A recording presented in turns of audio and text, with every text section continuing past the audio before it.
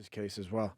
The craziest rock and roll story is about you when they sued you. The run through the jungle and old man up the road, old man down the road. That story just blows my mind. I don't even know how you sat through that case. But basically, you move on. You got a solo career going. It's going well. You got this song "Old Man Down the Road," and all of a sudden you're sued for, ripping off "Run Through the Jungle," which you obviously wrote and arranged.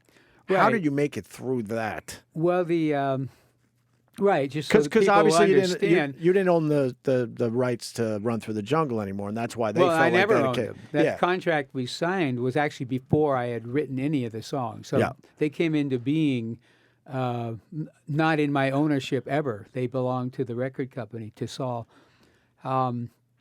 And so, and in fact, people will say, "Well, why didn't you just keep going? Even though that guy owns them, you still could have a career." Well, I kind of did that for 2 years until everything just kind of blew up.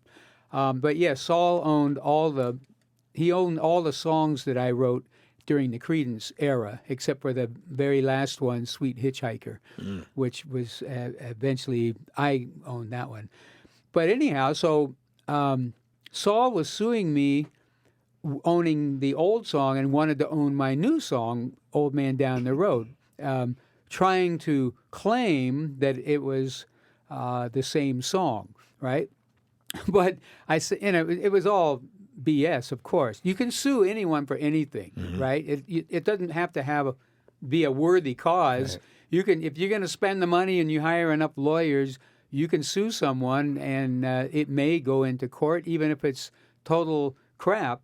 It doesn't mean they're going to win. It just means that they're willing to go through that and they're going to exercise. They're going to put you through all that. In my humble opinion, that's a bad person right there, because he knows exactly what he did to you all those years, and he couldn't even let you have "Old Man Down the Road" and just let it just be. He had to sue you over that. That's and just the worst amazing. part of that was sitting in the courtroom when Saul was on the stand. Yeah. Right.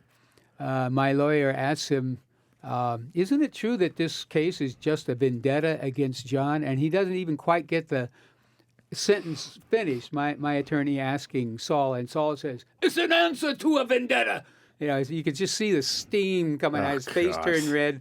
That, as I've said later, that was almost worth the price of admission to see him